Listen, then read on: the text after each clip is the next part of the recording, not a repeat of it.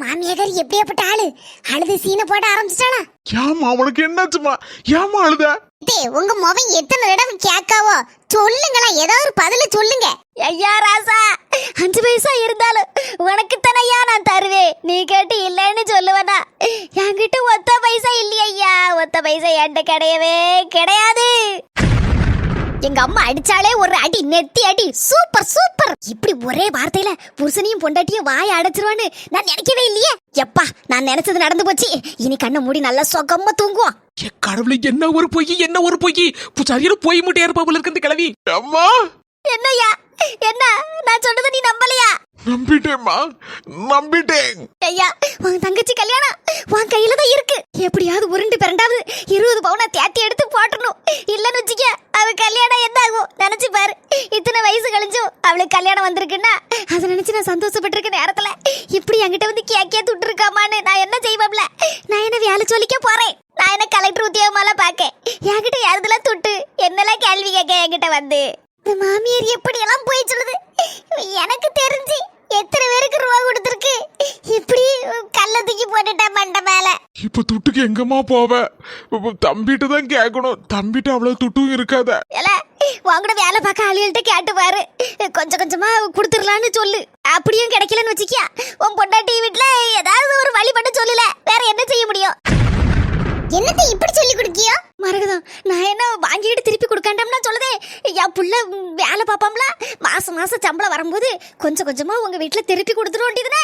வெளியே அங்கங்க வட்டிக்கு கடன் வாங்கினா என் பிள்ளையால எப்படி கொடுக்க முடியும் சொல்லு? வட்டி அப்பப்ப குட்டி போட்டுக்கிட்டே இருக்கும். அதுக்கெல்லாம் கொடுக்க முடியுமா? ஒரு தவப்ப இல்லாத வீட்டுல ஒரு கூட பிறப்பான் தானே. கல்யாணத்தை இருந்து கடைசி வரைக்கும் முடிச்சு எடுத்து கண்குளிர பாக்கணும். அது அவன் கடமை. எப்ப கோம்பங்கண்டா, கல்யாணம் முடியாததும் உன் கையில தான் இருக்கு. எத்தனையோ மாப்பிள்ளைட்டுக்காரன் வந்தா போனா, கடைசியில இந்த மாப்பிள்ளைட்டுக்காரன் தான் உன் தங்கச்சியை கெட்டதுக்கு சம்மதிச்சு எல்லாத்துக்கும் சம்மதிச்சு வந்தா. இந்த 2 நாள்ல நிச்சயம்லாம், ஒரு மாசத்துல கல்யாணம். அம்மா தங்கம், இங்க வாட்டி. எதுக்குமா அங்க நிக்கதானே செய்தேன்? இங்க வாட்டி, பெத்தவ நான் சொல்றது எங்க வா. இவன் மூஞ்சு கொஞ்சம் பாரியா. உன் தங்கச்சியை பார்த்தா உனக்கா பாவமா தெரியலையா? அடுத்தாப்புல ஒரு தம்பிக்கார வேற இருக்கா. கல்யாணத்துக்கு ரெடி ஆயிட்டு இருக்கா. அவன் கூட உள்ள பையலுக்குலாம் கல்யாணம் முடிஞ்சாச்சு. அடுத்தால அவனுக்கு ஒரு தாலி நூலை கட்டணும். நான் சொல்லதை சொல்லிவிட்டேன். இனி வா விருப்பா. என்ன அம்மா வயசான காலத்துல இப்படிதான் பேசிட்டு இருப்பா. கடன் வாங்கிலாம் ஒரு கல்யாண செலவுலாம் ஒன்றும் பண்ணாண்டனே.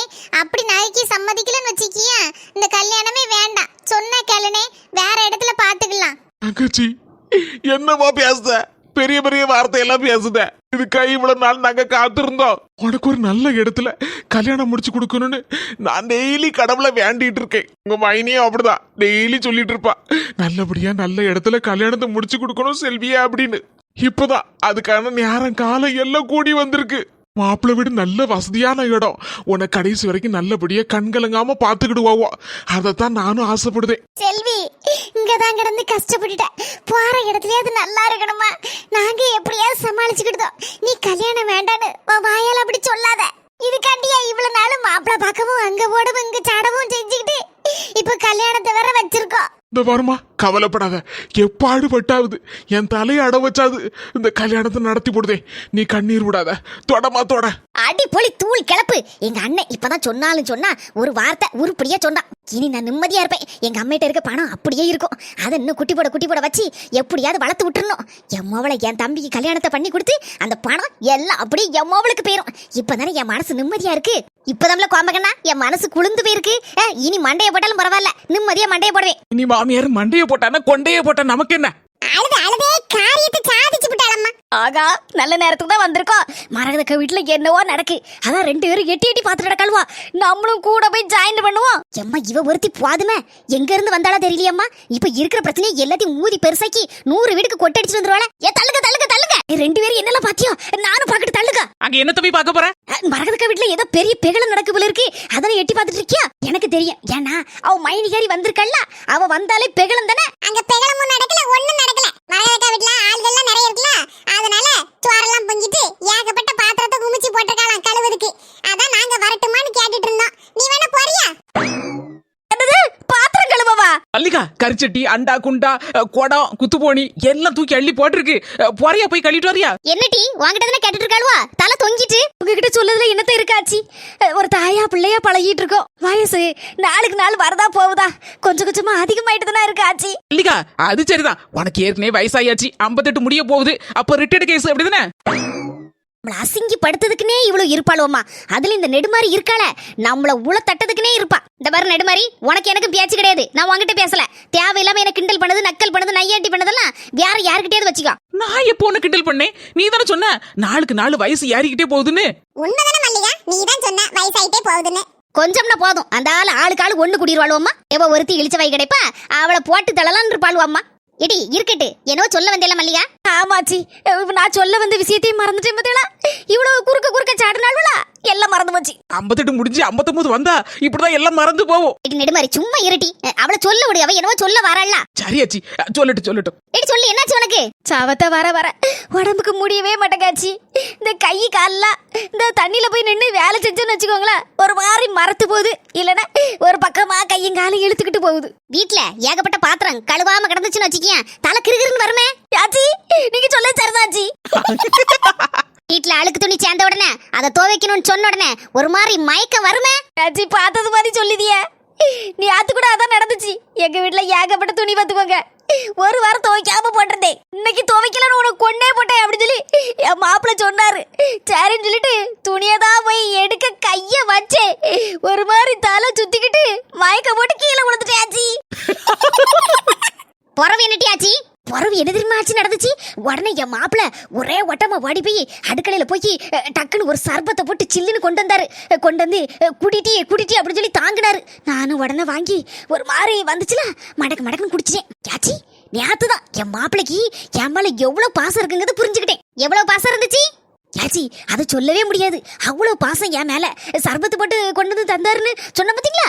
உடனே சொன்னாரு, ஏடி போய் ரெஸ்ட் எடு, உடம்புக்கு முடியலன்னா ஒரு வேலையை நீ ஒன்றும் செய்யாண்டா, ஃபேன் 5ல் வச்சுட்டு நல்லா கிறங்க விட்டுட்டு போய் படுத்து ரெஸ்ட் எடு, அதுக்கப்புறம் எல்லா வேலையும் நானே பார்த்துக்கிட்டேன்னாரு. நானும் அந்தால போய் ஃபேனை போட்டுட்டு படுத்தவன் தான். ஒரு மணி நேரம் கழிச்சு தான் எந்திரிச்சிருக்கேன். அவ்வளவு மயக்கம் என்ன? ஆமாச்சு, என்னவே அது தெரியல. இந்த அழுக்கு துணியை கண்டா மட்டும் இந்த மயக்கம் வந்துருது பாத்துக்கோங்க. சொல்ல மறந்துட்டேனே, ஒரு மணி நேரம் கழிச்சு எந்திரிச்சோம்லாச்சு. இந்த மனசை எல்லா துணியும் நல்லா அழுக்கு போக துவைச்சு எடுத்து காய போட்டிருக்காரு. பாவம் இந்த மூக்காண்டி என்ன. இந்த மயக்கம் வருது பத்தியா, அதுக்கு ஒரு மருந்து என்கிட்ட இருக்கு. ஆச்சி நல்லா இருப்பியா? எனக்கு அந்த மருந்தை மட்டும் சொல்லுங்க ஆச்சி, என்ன ஏதுன்னு சொல்லுங்க. உங்களுக்கு துட்டு வேணா தந்துருதேனா? துட்டு என்னடி துட்டு? ஃப்ரீயாவே தாரேன். கடவுளே, இப்படி ஒரு குடம், தங்கமான குணம் யாருக்கு வராச்சு? உங்களை தவிர யாருக்குமே வராது.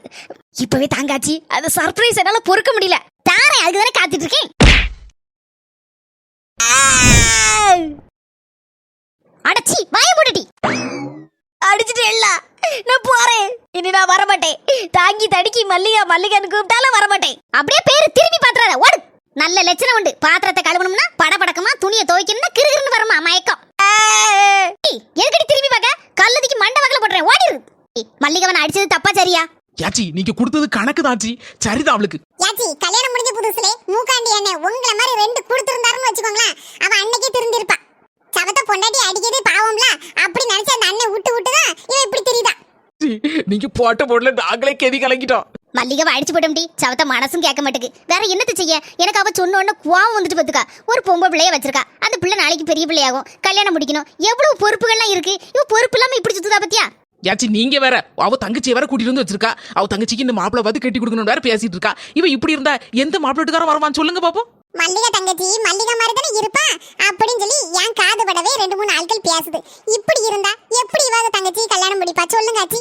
ஏடி அது உனக்கு இது புரியுது, எனக்கு புரியுது, அவளுக்கு புரிய மாட்டேங்க. இன்னைக்கு போட்டிருக்கீங்களாச்சி, கொஞ்சமாவது புரிஞ்சுதான் பாப்போம். இடி என்ன எந்திரிச்சிட்ட? பாடு பேசிட்டே இருந்தா நேரம் போகுது தெரியல. வீட்டுல போய் கொஞ்சம் குழம்பு வைக்கணும். என் மாப்பிள்ள வேற மீனை வாங்கிட்டு வந்துருவாரு. ஆமாட்டி, நேரத்துல போய் குழம்பு போய் உன் மாமியா கறி துணி வச்சுட்டு வந்துருவா. சரி இருங்க, போயிட்டு வரேன். இடி நானும் வாரேன். என் மாமியா கிழவி எங்க ஒளிஞ்சு போனாலே வா அப்படின்னு என்ன போட்டு யாசி கிழிச்சிட்டு இருப்பா. யாச்சி போயிட்டு வரேன், நேராயிட்டு புறவு சாயந்தரம் வரேனா? சரிடி, நானும் வீட்டுல வேலை கிடக்க போறேன்.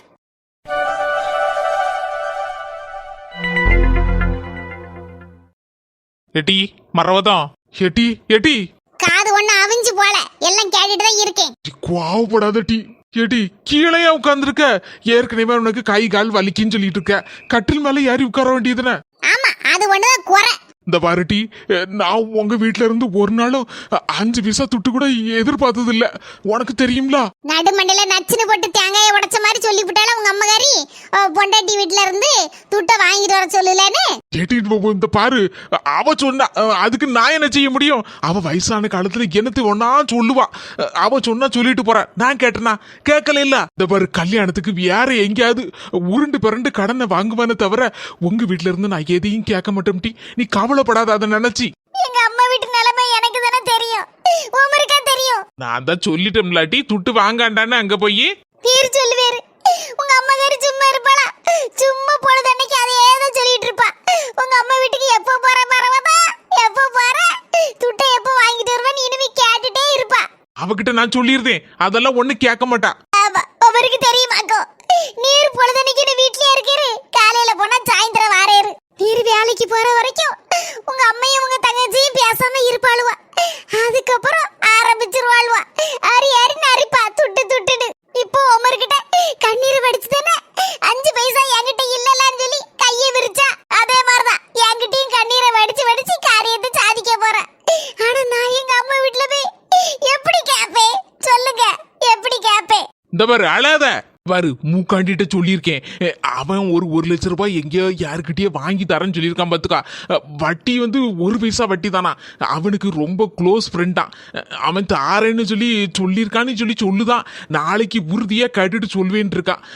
அதனால நீ கவலைப்படாத. அதுக்கப்புறம் தம்பிட்ட போன் போட்டு கேட்கேன். அவன்கிட்ட ஒரு 1 லட்சம் ரூபாய் கேட்டோம்னா எங்கேயாவது புரட்டி எடுத்து தருவான்ல. ஆமா, உங்க தம்பி தானே தந்துருதான் மறு வேலை பாப்பா. இல்லாம பாவணும் அம்மைய மாதிரி. அப்படி நினைக்கணும். நம்ம தம்பி தானே. அதுவும் இல்லாம என்ன மாதிரிதான் கடமை அவனுக்கும் இருக்கு.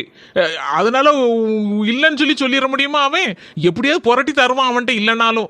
அப்படி இப்படின்னு உருண்டு பிறண்டாது எப்படியாவது தங்கச்சி கல்யாணத்தை முடிச்சு போடலாம். அதுக்கப்புறம் நமக்கு என்ன கவலை? நம்ம பிள்ளைகளுக்கெல்லாம் கல்யாணம் முடிக்க நாள் கிடைக்கல. அதனால அதுக்குள்ள கடனை உடலாம் அடைச்சு போட்டு நிம்மதியா இருக்கலாம். நெசமாங்க? ஆமாட்டி, நெசம்தான். நான் என்ன பொய்யா சொல்லிட்டு இருக்கேன்?